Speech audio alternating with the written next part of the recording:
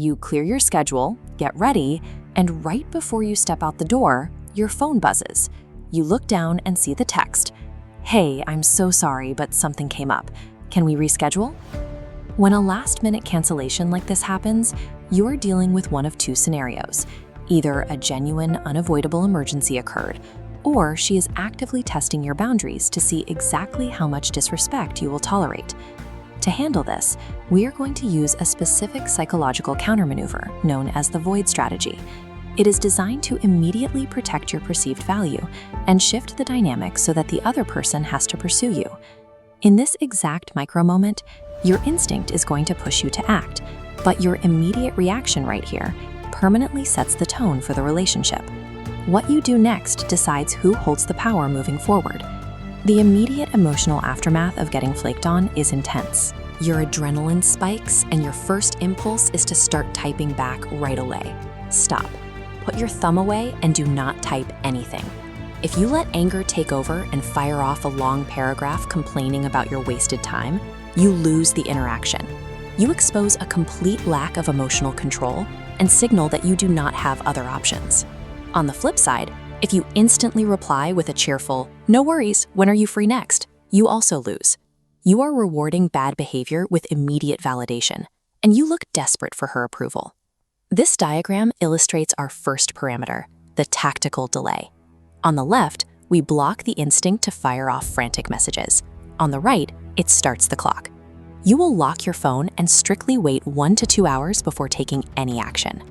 This deliberate delay communicates a specific lifestyle. It proves that your time is occupied, you have your own life to live, and you are not sitting by the door desperately waiting for her text. Step 1 is complete. Your 1 to 2 hours of passive waiting have concluded. The emotional spike has worn off, and it is time for active execution. Your response requires precise execution. You will send one of these two exact phrases, "Okay, cool," or "All right, no problem." Those are the strict parameters. You do not ask what the emergency is. You do not suggest an alternative date, and you do not ask when she is free next. Keeping the message brief is entirely intentional. By offering 0 follow-up questions and 0 emojis, you starve the recipient of any emotional data. There is nothing for them to analyze. By offering indifference instead of the expected anger or neediness, you remove the validation she may have been seeking. You reclaim the lead by proving that her cancellation did not disrupt your internal state. After you hit send, you enter the post-text environment. This is where the temptation hits hardest. You will feel a massive urge to check her profiles to see how she is reacting to your short message. This behavior is called orbiting, passively viewing her stories or liking her social media posts. If you do this, you instantly nullify the entire strategy. You are still giving her your attention, just through a different channel. Instead, you will execute a complete digital blackout. Close out of your apps. You do not text her again, and you do not view her content. You offer her the ultimate gift of your absolute absence. When someone tests your boundaries, they expect pushback. The sudden, total withdrawal of your attention is a highly jarring psychological effect. The silence is loud. Total digital silence forces the other person to sit in the discomfort of their own actions. They quickly realize that access to you is a privilege that must be earned, not assumed. Now we enter the final evaluation phase. Over the next few days, the psychological weight of your void will take root in her mind, leading to one of two outcomes.